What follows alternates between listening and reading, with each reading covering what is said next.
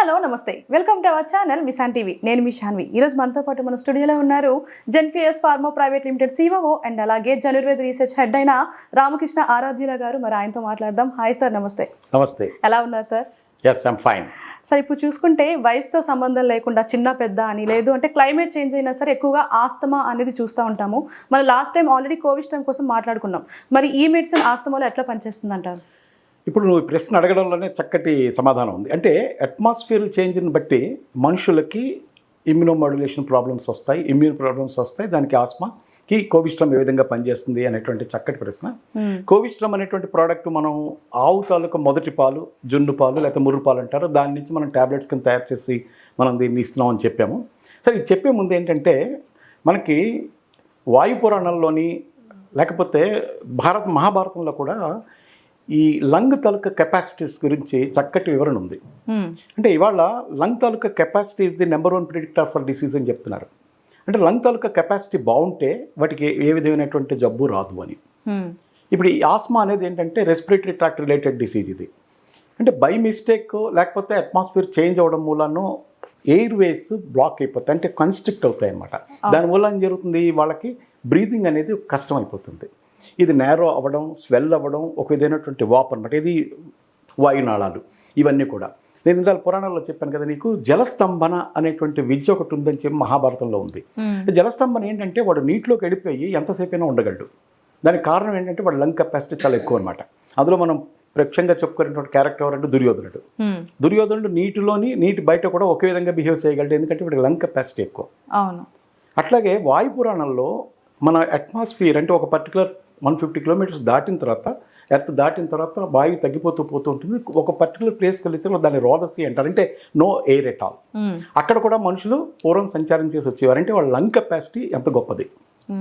ఇంకొక చోట కూడా నేను చదివాను, లంగ్ తాలూకా కెపాసిటీ అంటే మనం తీసుకునేటువంటి ఊపిరిని బట్టి కూడా మన ఆయుష్ కూడా ఆధారపడి ఉంటుంది అని చెప్పి. అయితే మనకి పురాణంలో కూడా ఆవుకి చాలా ఇంపార్టెన్స్ ఇచ్చారు. బహుశా నేను అనుకోవడం ఏంటంటే ఈ లంగ్ కెపాసిటీకి ఈ ఆవు తాలూకు పాలకి ఏదో సంబంధం ఉండి ఉంటుంది. సరే, ఇప్పుడు ఇంతకీ మన ఆస్మా గురించి చెప్పుకునేటప్పుడు ఏంటంటే ఎయిర్వే కన్స్ట్రక్షన్ లేకపోతే వాయువు నాళాల తాలూకా నేరోవింగ్ అయిపోవడం, స్వెల్ అవ్వడం, ఒక విధమైనటువంటి వీజింగ్ అనమాట. అంటే ఒక విజిల్ సౌండ్ వస్తుంటుంది వాడు ఊపిరి వదులుతున్నప్పుడు.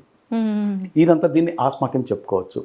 ఇవి ఏంటంటే మెయినర్ అటాక్స్లో పెద్ద ప్రాబ్లం ఉండదు, ఏదో కష్టపడి ఇది అయిపోతాడు. అదే మేజర్ అటాక్స్ అయినప్పుడు, రాత్రిపూట వాళ్ళకి కానీ అటాక్స్ వచ్చినప్పుడు లైఫ్ థ్రెటనింగ్ అయిపోతుంది, మనిషి చచ్చిపోయే ప్రమాదం కూడా ఉంది.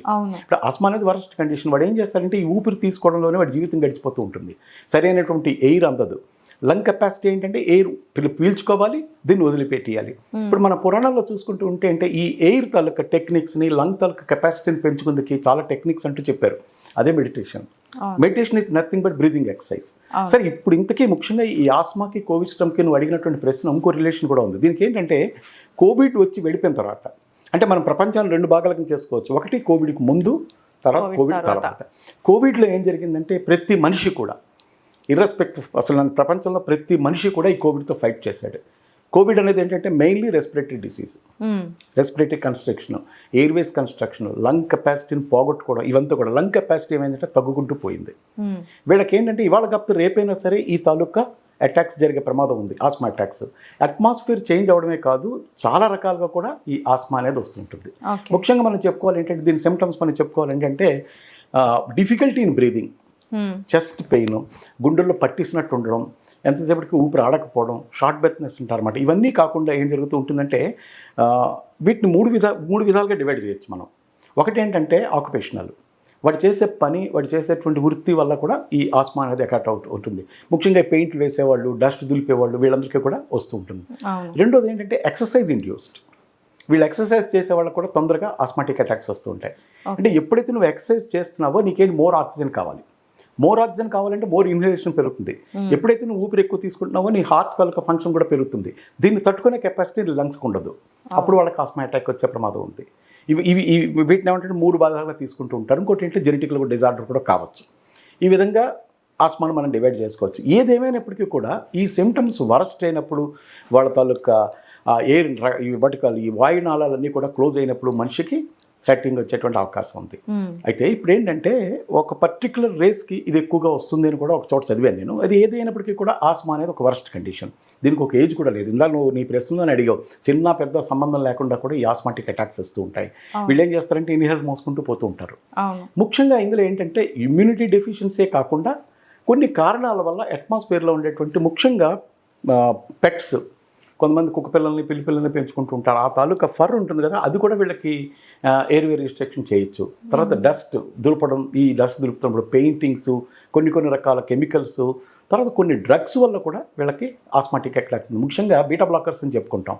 ఈ బీటా బ్లాకర్స్ని దేనికి వాడుతూ ఉంటారంటే హార్ట్కి వాడుతూ ఉంటారు. బీటా రిసెప్టార్స్ అనేవి హార్ట్లోనూ ఉంటాయి, లంగ్స్లో కూడా ఉంటాయి. ఇవేంటంటే పొరపాటున ఏంటంటే హార్ట్ వెజల్స్ని హార్ట్ తాలూకా సెల్స్ని యాక్టివేట్ చేయడానికి బదులు అక్కడికి వెళ్ళి ఆ లంగ్ తాలూకా దీన్ని క్లోజ్ చేసి పడేస్తారు. దాంతో ఏంటంటే ఆస్మాటిక్ అటాక్స్ వచ్చే ప్రమాదం అంటే వరస్ట్ అవుతూ ఉంటుందన్నమాట.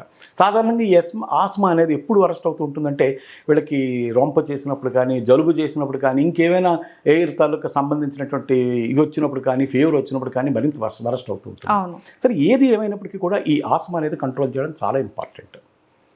దీనికి ముఖ్యంగా నువ్వు కోవిస్ట్రమ్ ఏ విధంగా పనిచేస్తుంది అని అడిగావు.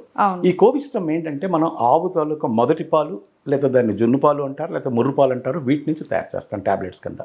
సో దీంట్లో ఉండేటువంటి అద్భుతమైన కాంపోనెంట్ కొన్ని ఉన్నాయి. నెంబర్ 1 ఏంటంటే ఇందులో ఇమ్యూనో మోడ్యులేటర్స్ ఉన్నాయి. ఇమ్యూనో మోడ్యులేటర్స్ ఏంటంటే నీకు కావాల్సినటువంటి ఇమ్యూనిటీని ఎక్కువ అవ్వకుండా, తక్కువ అవ్వకుండా కరెక్ట్ మోతాదులో అవి కరెక్ట్గా వచ్చేటట్టుగా చేస్తుంది ట్యాబ్లెట్. అది ఇందులో ఏమిటంటే మనం చెప్పుకున్న ట్రాన్స్ఫార్మింగ్ గ్రోత్ ఫ్యాక్టర్స్ ఉన్నాయి. ఈ ట్రాన్స్ఫార్మింగ్ గ్రోత్ ఫ్యాక్టర్స్ ఏంటంటే ఇమ్యూన్ రెగ్యులేషనే కాకుండా దీనికి యాంటీ ఇన్ఫ్లమేటరీ పవర్ కూడా ఉంది. అంటే లంగ్స్లో ఉండేటువంటి ఈ వాయునాళాలు ఎప్పుడైతే నీకు ఇన్ఫ్లేమ్ అయిపోతాయో అవి ఏంటంటే వాపుతోటి కన్స్ట్రక్ట్ అయిపోతాయి, వాటిని డైలేట్ చేసేటువంటి గుణం వీటుకున్నది. వీటి ట్రాన్స్ఫార్మింగ్ గ్రోత్ ఫ్యాక్టర్స్ అంటారు. ఇంకోటి ఏంటంటే పిఆర్పి అంటాం మనం, ప్రొలైన్ రిచ్ పాలీపెప్టైడ్స్ అని. ఇవి కూడా ఇమ్యూనోమోడ్యులేటర్స్. అండ్ దీనికి ఉన్నటువంటి అద్భుతమైన పవర్ ఏంటంటే యాంటీ ఇన్ఫ్లమేటరీ. ఇవే కాకుండా ఇవేం చేస్తాయంటే ఎయిర్ తాలూకా కెపాసిటీని పెంచి రక్త ప్రసరణ పెంచడం వల్ల ఏం జరుగుతుందంటే ఎయిర్ లంగ్స్కి అందేటంటే ఈ వాళ్ళ నాళాలు కూడా కొంచెం డైలైట్ అవుతాయి అన్నమాట. అది పిఆర్పి తాలూకా యాక్షన్. ఇవి కాకుండా మనం కోవిస్ట్రమ్లో లాస్ట్ టైం చెప్పుకున్నాం ఇమ్యునోగ్లోబిన్ జీ అనేది ఒకటి ఉందని. అది చాలా ఇంపార్టెంట్. అది మామూలుగా బాడీలో టోటల్ ఇమ్యూనిటీని పెంచుకోవడం కాకుండా లంగ్ ఇమ్యూనిటీ కూడా పెంచుతుంది. ఈ ఫ్యాక్టర్స్ కూడా మనం చెప్పుకున్నాం. ఈ కారణాల వల్ల ఏంటంటే కోవిస్ట్రమ్ అనేది ఆస్మాకి ఒక అద్భుతమైన ప్రోడక్ట్ అని చెప్పుకోవచ్చు మనం. సో ఇప్పుడు చూసుకుంటే ఆస్తమా అని అంటే ఎక్కువగా యూజ్ చేసేది ఇన్హేలర్స్ కదా, మరి మనం మాట్లాడుకుంటుంది కోవిస్ట్రమ్ అనే మెడిసిన్ కోసం. మరి ఇది ఇన్హేలర్ రూపంలో ఉంటుందా లేదంటే మెడిసిన్ రూపంలో? ఇది టాబ్లెట్ రూపంలోనే ఉంటుంది. ఇన్హేలర్ ఏం జరుగుతుందంటే నువ్వు పీల్చిన వెంటనే నీ తాలూకా వాయునాళాలు ఏమవుతుందంటే కొంచెం డైలైట్ అయ్యి తాత్కాలికమైనటువంటి ఉపశమనం ఇస్తాయి. డెఫినెట్లీ ఇన్హేలర్స్ అవసరమే, నేను కాదంటలేదు. అయితే ఎప్పుడైతే కోవిస్ట్రమ్ తీసుకుంటారో ఆ ఇన్హేలర్ పైన అవసరం ఉండదు. ఇదేంటంటే మొత్తం బాడీలో నుంచి నీ బాడీనే ప్రిపేర్ చేస్తుంది, రేపు ఏ ఆస్మా వచ్చినా సరే కంట్రోల్ చేసిందికి. ఎందుకంటే దీంట్లో ఉండేటువంటి అద్భుతమైన ఫ్యాక్టర్స్ చెప్పుకున్నాం కదా మనం, ఈ ఫ్యాక్టర్స్ అన్నీ కూడా కంట్రిబ్యూట్ చేస్తాయి. ఇప్పుడు ఈ కోవిస్ట్రమ్ మెడిసిన్ అనేది యూజ్ చేస్తున్నప్పుడు ఇన్హేలర్స్ యూజ్ చేయాల్సిన అవసరం లేదా? కొంతకాలం పోయి అక్కర్లేదు, అవసరం లేదు. అంటే నువ్వు కోవిస్ట్రమ్ వాడుతున్నప్పుడు ఏ రోజైతే నీకు అటాక్స్ పూర్తిగా తగ్గిపోయావు ఇంకా అప్పుడు నువ్వు వాడాల్సిన పని ఉండదు. ఇప్పుడు ఇన్హేలర్స్ వాడుతున్నప్పుడు ఇది యూజ్ చేసేటప్పుడు ఏమైనా సైడ్ ఎఫెక్ట్స్ ఏమైనా ఉండవు. ఎందుకంటే ఇది ఆవు తాలూకా మొదటి పాలు నుంచి తయారు చేస్తామని చెప్పుకున్నాం కదా, నువ్వు పాలు తాగితే ఎంతో ఇది కూడా అంతే. అయితే ఇది ఇంకేంటే మోర్ కండెన్స్డ్ టాబ్లెట్. దీంట్లో ఉండే న్యూట్రియంట్స్ కానీ దీంట్లో ఉండేటువంటి ఫ్యాక్టర్స్ అన్నీ కూడా నీకు కంట్రిబ్యూట్ చేస్తాయి. ఇందులో ఏమైనా సైడ్ ఎఫెక్ట్స్ ఉంటాయా? లైక్ ఏమంటే సైడ్ ఎఫెక్ట్స్ కాకుండా ఫుడ్ రెస్ట్రిక్షన్స్ ఏమన్నా ఉన్నాయా? ఏ ఫుడ్ రెస్ట్రిక్షన్ లేదు ఇది. ఎందుకంటే ఇది పాలతోటే చేస్తాం కాబట్టి, ఆవు తాలూకా మొదటి పాలతో చేస్తాం కాబట్టి ఫుడ్ రెస్ట్రిక్షన్ కూడా ఉండదు. కానీ గుర్తుపెట్టుకుని రోజుకు ఒక టాబ్లెట్ వేసుకుంటే చాలా మంచిది. ఓకే సార్, మరి దీన్ని ఏమైనా అవైలబుల్లో ఉండాలి అంటే ఎలా? ఇప్పుడు ఈ ప్రోడక్ట్ కావాలనుకునే వాళ్ళు నా పేరు కింద ఒక నెంబర్ కనిపిస్తుంది కదండి, ఈ నెంబర్కి కాల్ చేస్తే మా టెలికాలర్స్ మీ ఫోన్ ఆన్సర్ చేయడమే కాదు మీ ఇంటికి తీసుకొచ్చి ఈ ప్రోడక్ట్ని డెలివర్ చేస్తారు. Yeah sir, thank you sir. Thank you very much.